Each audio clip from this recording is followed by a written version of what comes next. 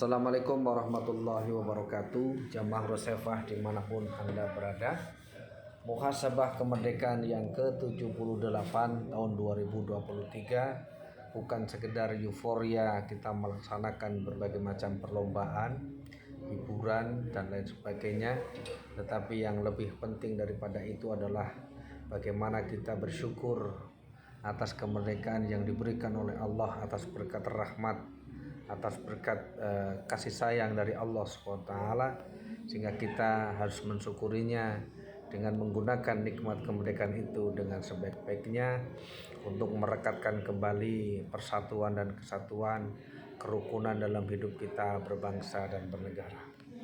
Muhasabah kemerdekaan, marilah kita lebih mengenang bagaimana kita mendoakan arwah para pendahulu kita yang telah berjuang, mengorbankan jiwa dan raganya, tak ternilai, tidak mengharapkan pujian dan lain sebagainya, tetapi beliau berjuang demi tegaknya, demi keadilan, demi kemerdekaan negara kesatuan Republik Indonesia. Dalam kesempatan muhasabah kemerdekaan ke-78 tahun 2023 ini, saya ingin menyampaikan sebuah kisah seekor singa dan 5 kambing jantan. Di setiap hutan ada istilah raja hutan. Raja hutan itu sebut saja singa. Singa yang menguasai hutan-hutan yang ada. Ternyata ada satu hutan yang tidak bisa dikuasai atau didatangi oleh singa. Kenapa hutan itu tidak bisa dikuasai oleh singa? Ternyata hutan itu dijaga oleh 5 kambing jantan yang gagah perkasa yang luar biasa. Sebut saja kambing itu adalah si merah, putih, kemudian biru, hijau, dan orange atau pelangi. Kambing-kambing itu memiliki keistimewaan yang luar biasa, memiliki kelebihan masing-masing. Di samping memang dia dengan penampilan yang gagah perkasa, sehingga ketika mereka bersatu padu, maka singa yang datang tidak mampu melawan keroyokan atau persatuan daripada kambing-kambing tersebut. Melihat ini, maka kemudian singa itu, si raja hutan itu berpikir, bagaimana caranya bisa menaklukkan kambing-kambing tersebut. Maka pada suatu hari singa itu mendekati lokasi hutan yang dijaga oleh kambing-kambing tersebut. Kemudian datanglah dia pada seekor kambing. Begitu dia mendekati area tersebut, kambing itu dengan teriakannya, dengan embeknya, dengan gayanya menyiapkan kepalanya, maka berdatanglah kambing-kambing yang lain. Kemudian singa itu berkata, "Wahai kambing jantan, kami kesini tidaklah untuk makan kamu, tapi kami kesini hanya sekedar untuk main.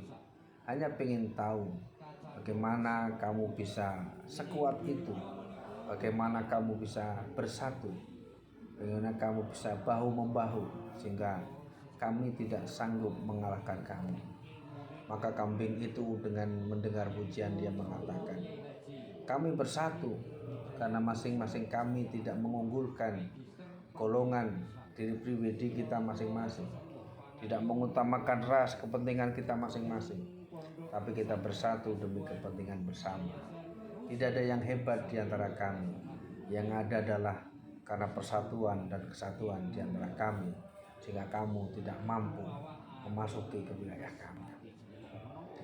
Di kemudian hari, si singa yang penasaran kemudian datang lagi menemui salah satu 5 kambing jantan itu.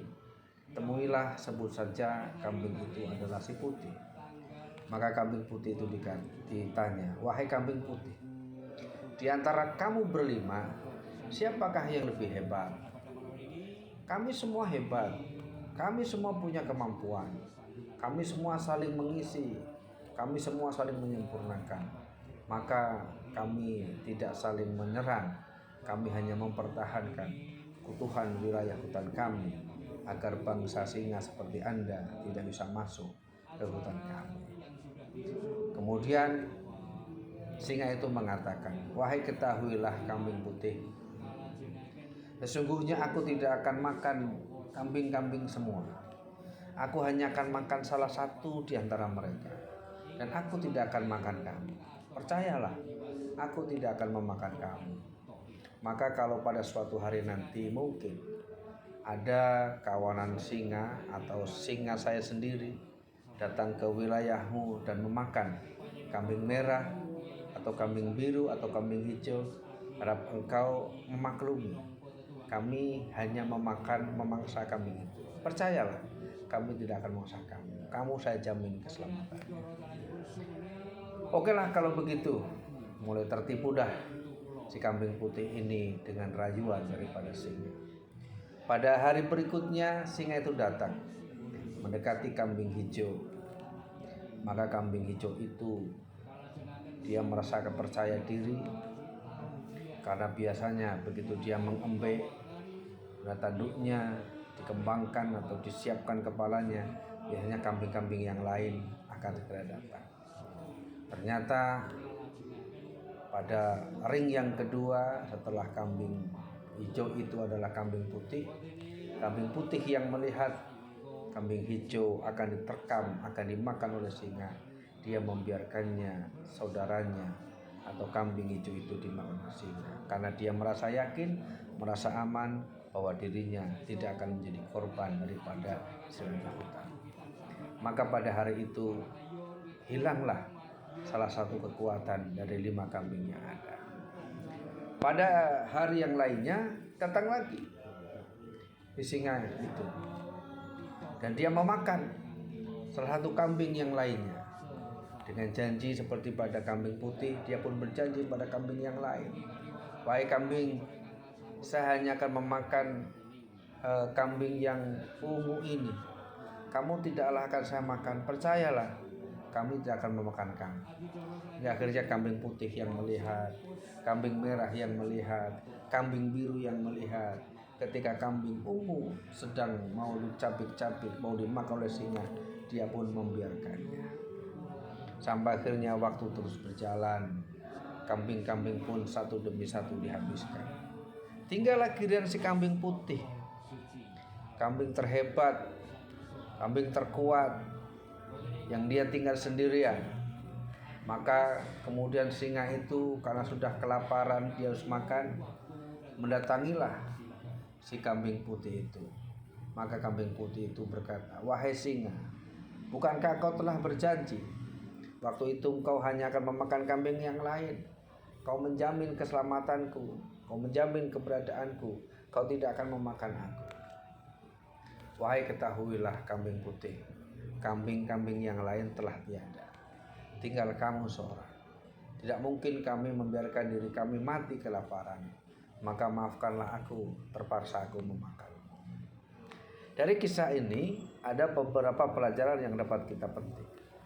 Yang pertama, si singa ini kalau kita ibaratkan penjajah, kalaulah mungkin sekarang sudah tidak ada penjajah dalam arti konvensional, tetapi mungkin sekarang ada penjajah dalam bentuk-bentuk model baru, maka penjajahan dalam bentuk apapun tidak akan bisa masuk ke suatu negara, tidak akan masuk ke wilayah negara kita kalau semua komponen bangsa yang ada di tempat kita bersatu padu mengusir penjajah. Yang kedua, tidaklah mungkin penjajah dengan berbagai macam model yang ada, dia bisa datang, dia bisa masuk ke wilayah kita kalau tidak ada yang memberikan keran atau pintu masuk ke wilayah tersebut. Dan yang ketiga, iri dan mengutamakan kepentingan pribadi, keselamatan kelompoknya, mengorbankan kelompok yang lain, inilah yang menjadi asal sebab musabab hancurnya nilai persatuan dan kesatuan di antara kita. Seperti kalau kita melihat sejarah, kita bisa melihat dulu ketika Belanda berperang dengan orang Padang atau dengan kaum Padri, maka hanya kaum Padri yang berperang. Ketika daerah Banjar Kalimantan berperang, maka hanya Banjar yang berperang. Ketika perang Jawa terjadi, maka hanya Pulau Jawa yang berperang. Ketika waktu itu tidak ada persatuan dan kesatuan, maka dengan mudah penjajah menguasai kita satu demi satu. Tetapi ketika sudah ada pergerakan nasional, sudah ada persatuan dan kesatuan, kita menyampingkan, mementingkan dari Sabang sampai Merauke adalah satu bahasa, satu tanah air, satu tumpah darah. Tidak ada orang Bugis, tidak ada orang Makassar, tidak ada orang Sunda, tidak ada orang Jawa, tidak ada orang Madura, tidak ada orang Batavia, tapi yang ada adalah Negara Kesatuan Republik Indonesia yang harus kita perjuangkan bersama-sama. Maka kala itu penjajah walaupun dengan senjata yang begitu gagah, dia tidak berdaya melawan persatuan dan kesatuan yang ada yang kita miliki. Marilah kita isi kemerdekaan ini dengan mengedepankan toleransi, dengan mengedepankan persatuan dan kesatuan, kemandirian ekonomi, kemandirian dan lain sebagainya, agar kita tidak terjajah oleh penjajah-penjajah dalam bentuk-bentuk penjajahan gaya baru.